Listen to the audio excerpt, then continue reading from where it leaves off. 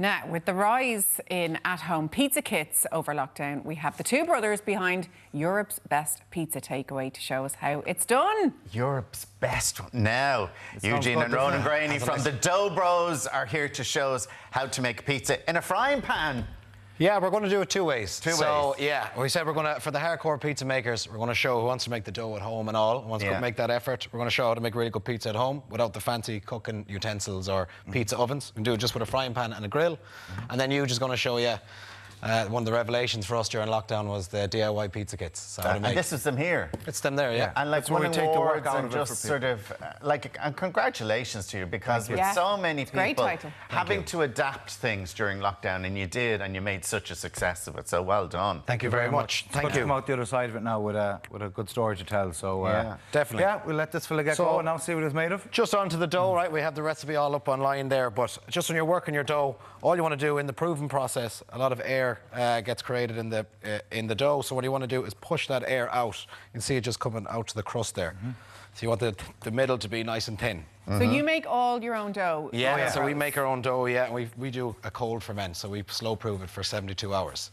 So it's nice and light. It's like, so we prove it for like 3 days essentially in a fridge. And yeah, it just makes the dough really light and airy and digestible. You're not busted afterwards on the couch gasping for a bottle of water or whatever, you know. So it's a lot better for you, I'd say. So that's it. Roll out your dough into the pan and then just let that set for a minute. So while it's in the pan, you're just adding all the stuff to it. That's it. So it's quick and easy. And it's very good. The crack with the frying pan, to cook good pizza, you need high heat. So not everyone has access to a wood-fired oven or a pizza oven. So the best way to recreate that high heat is just really on a hot pan. That cooks the base. Yeah.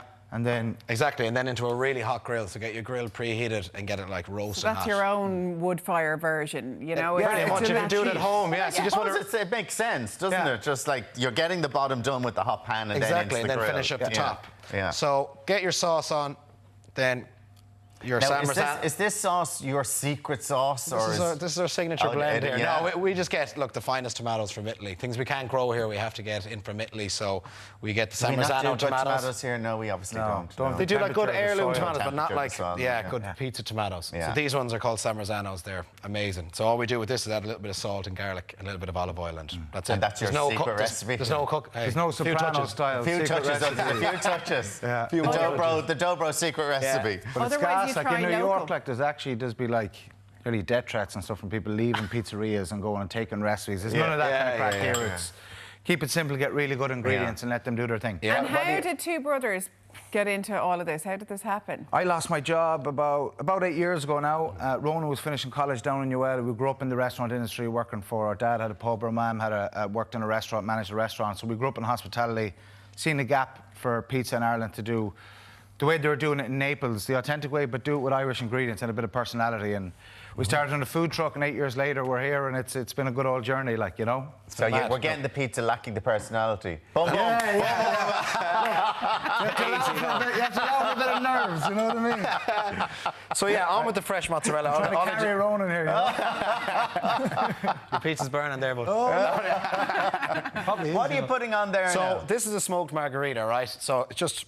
Literally, so we use Irish mozzarella.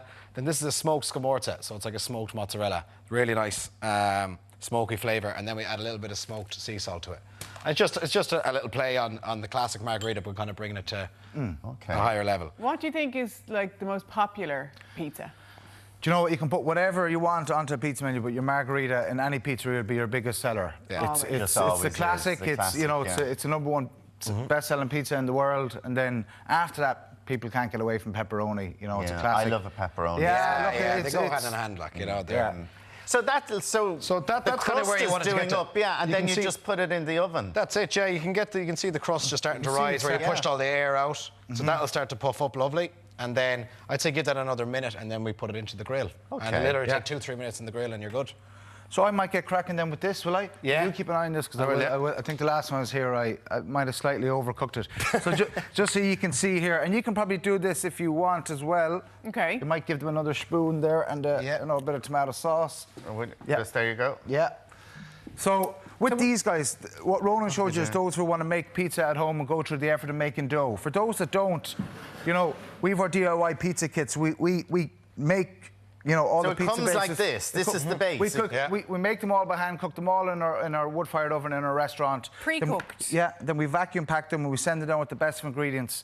You know, the San Marzano tomatoes, the best of mozzarella, the best of Irish charcuterie, Italian charcuterie, and so people can make really good wood-fired pizza at home. Okay. And So are we adding oven. sauce to this? Yeah, and I'd say, like, what some people do is they go mental on the sauce. I'd say just 2 tablespoons on top of what's already here. Yeah. You don't want to make it too soggy. You don't want a soggy bottom. You don't want a soggy bottom. No one soggy bottom. So a couple of tablespoons of the tomato sauce. Then we go with a bit of Parmesan. Yeah. Alan's already ahead. He's done this before. Yeah. Then a bit of basil to taste. Yeah. Done it. Yeah, and then your mozzarella. Your hands might get a little dirty here. Okay. Ronan, will you look after with an old tea towel there, please? That's grand. And Don't then worry. small little balls here. You know, we see some people and they cut them into the big slices. This isn't an advert for Ristorante here. The small little blobs of mozzarella. Break it up. More authentic. Rustic. Rustic. That's you give them a chance to break down then and melt nicely in the oven. Yeah. So there in front of you, you've got a bit of pesto and a bit of olives.